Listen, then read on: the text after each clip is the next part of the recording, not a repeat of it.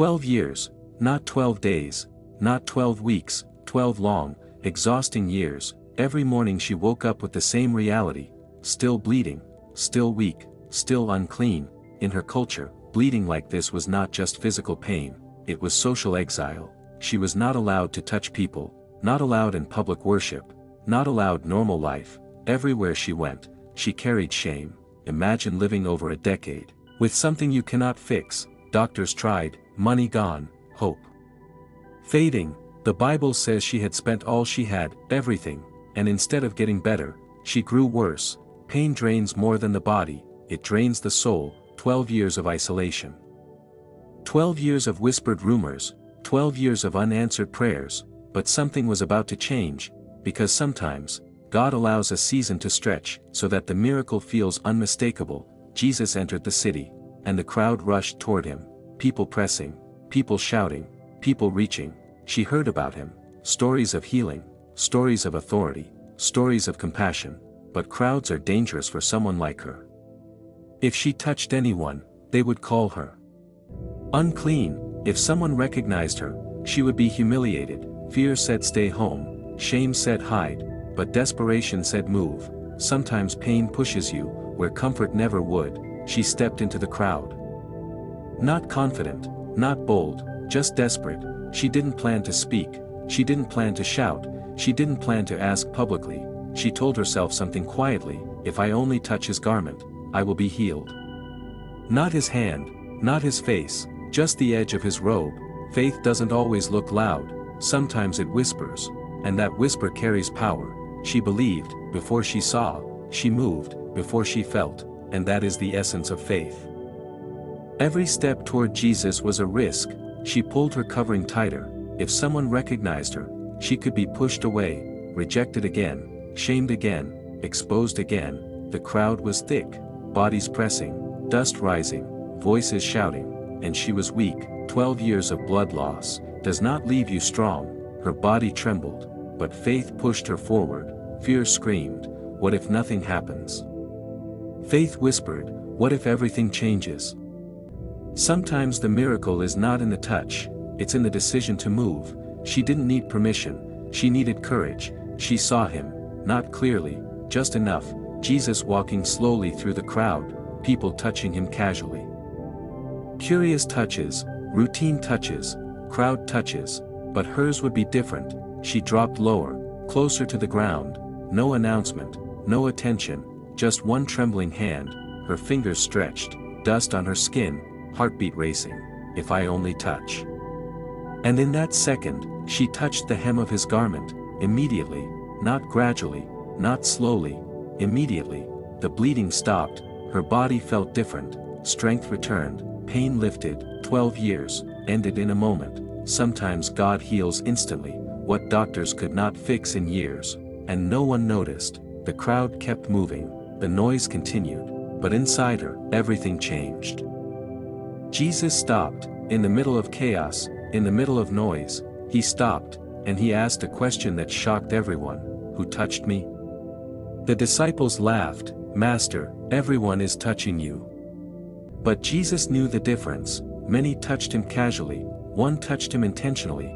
There is a difference between contact and connection. Power had left him, and he would not let the moment pass. She froze. He knew, he felt it.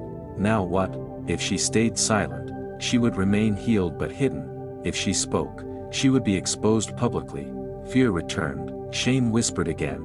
But gratitude was stronger. She stepped forward.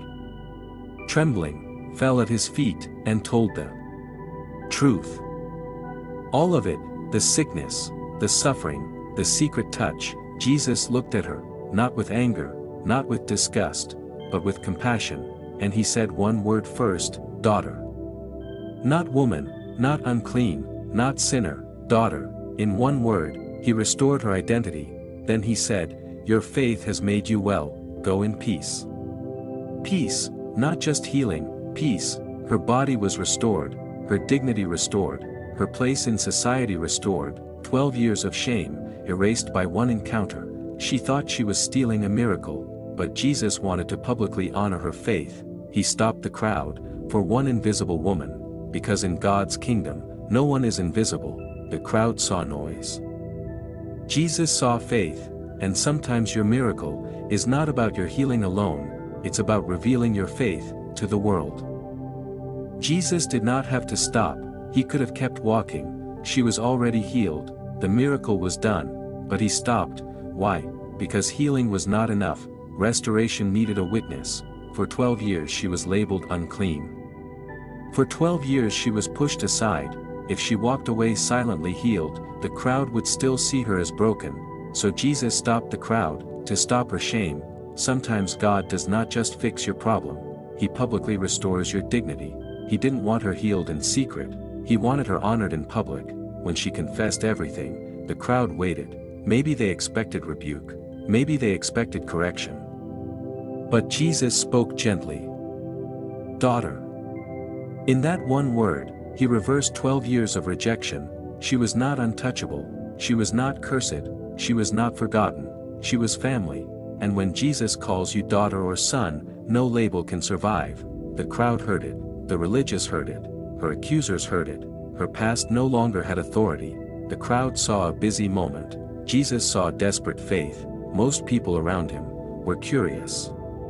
Only one was convinced, many were close physically, only one was connected spiritually. That day proved something powerful. You can be near Jesus and still miss the miracle. Proximity is not the same as faith. She didn't need to push everyone away, she just needed to believe differently. Faith separates you, even in a crowd. There is something deeper here. The Bible says her condition lasted 12 years. At the same time, Jesus was on his way to heal a 12-year-old girl. Two stories, both 12 years, one at the beginning of life, one suffering for 12 years of life. Jesus stopped for the suffering woman, even though a dying child waited. Why? Because in God's eyes, no pain is ranked. He does not prioritize one suffering over another. He sees both. He cares for both, and he responds to faith.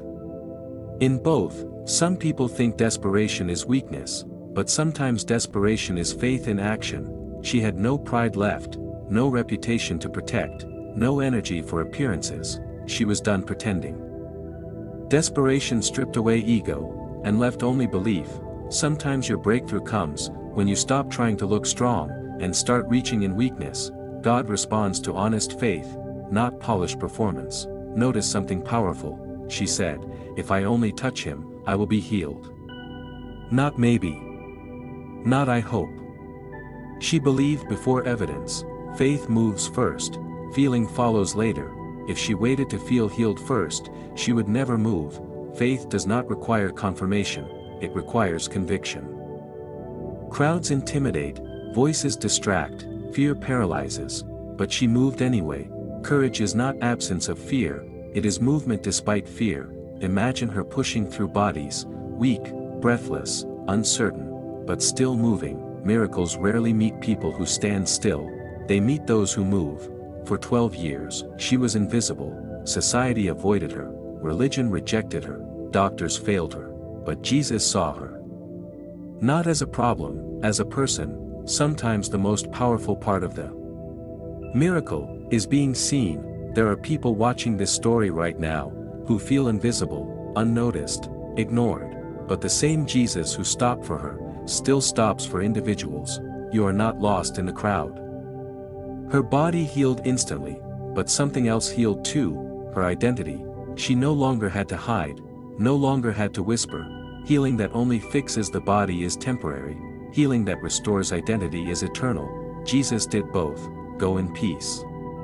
Peace is more than calm, peace is wholeness.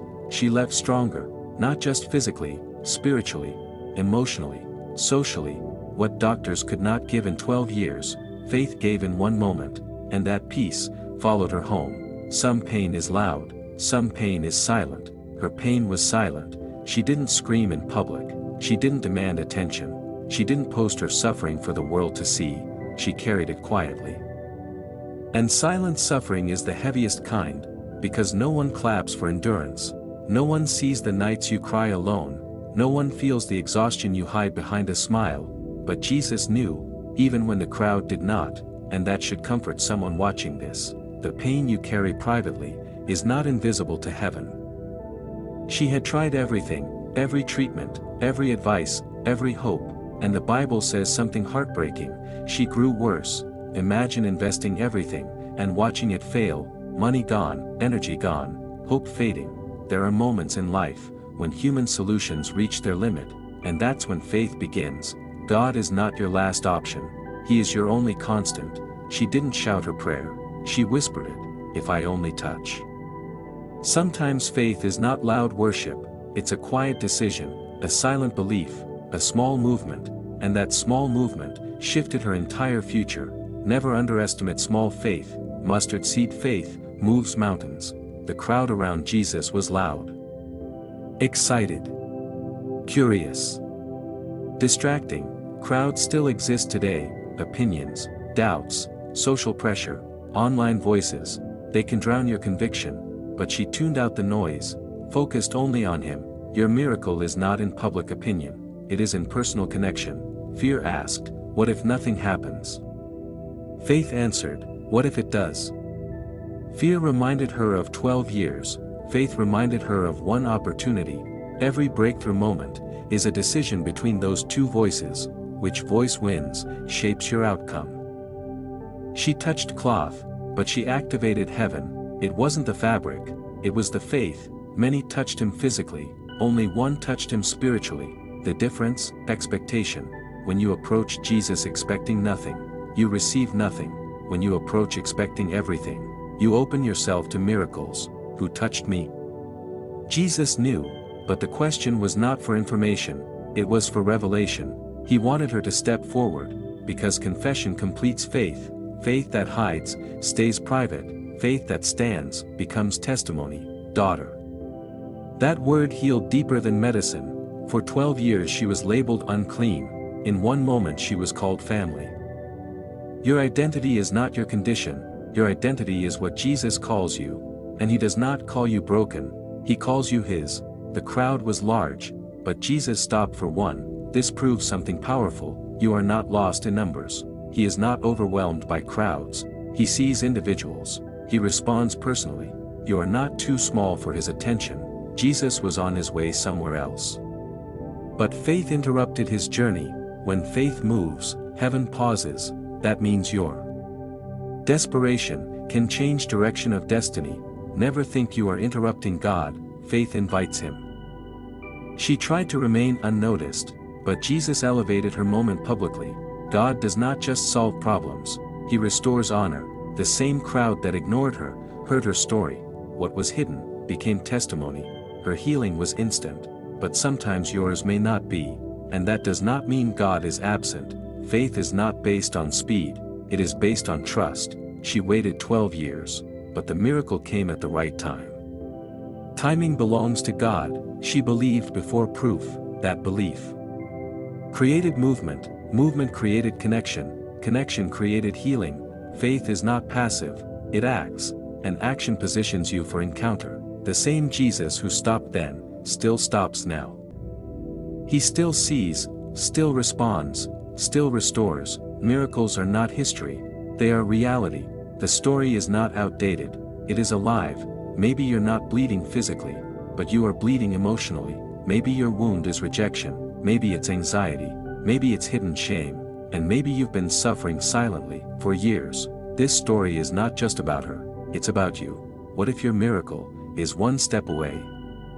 12 years is a long time to wait, long enough to lose friends, long enough to lose strength, long enough to lose hope.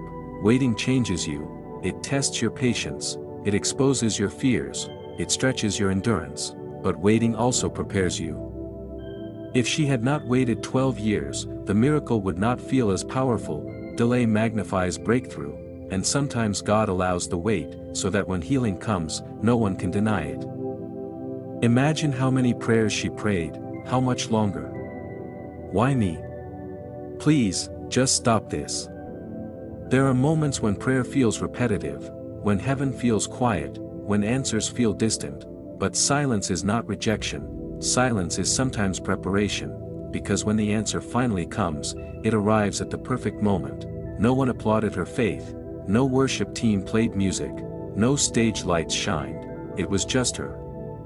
And belief, real faith often happens privately, not on platforms, not for attention, just between you and God, and those quiet moments are often the most powerful. There is always a turning point, a moment when you decide, stay stuck, or move forward.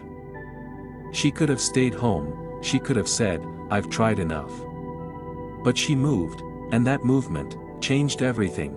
Breakthrough often begins with one brave step.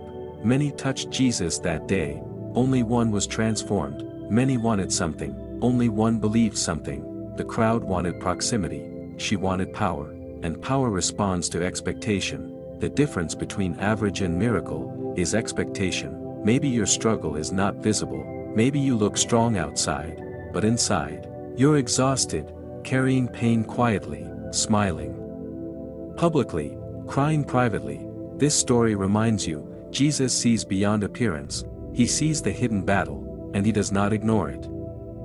Shame told her to hide, shame told her to shrink, shame told her she was unworthy, but Jesus erased that label. He didn't just heal her body, he healed her dignity. Your past mistake is not your present identity. When Jesus speaks over you, shame loses authority. 12 years of suffering, one moment of healing, that ratio seems unfair, but God does not measure time like we do. He can redeem years in seconds, he can restore what was stolen, he can rebuild what was broken. Never think it's too late. Power left Jesus when she touched him, not because he was weak, but because faith draws response. Faith activates connection. Faith moves heaven. Heaven responds when belief aligns with action. The miracle was powerful, but the word daughter was deeper. It meant acceptance, belonging, restoration. She was not just healed, she was claimed, and when God claims you, no one can reject you permanently. Go in peace. Peace means completeness, wholeness, security. She left not just cured, but calm. The storm inside her ended, and peace followed her steps home. Crowds still exist, noise still exists, distraction still exists, but Jesus still walks, still listens, still responds. He has not changed. The same power is still available. What if today is your moment? What if your faith is the missing piece? What if your step forward is the turning point? Do not underestimate small obedience. Small faith can unlock big miracles. Before you scroll away, remember this. She was weak, she was tired, she was ashamed, but she moved anyway, she believed anyway, she reached anyway, and one touch changed 12 years. If you are suffering silently, do not quit. If you are waiting longer than expected, do not lose faith, because the same Jesus who stopped for her still stops for you. Your miracle may not require shouting, it may only require reaching, and when faith reaches, heaven responds. Go in peace.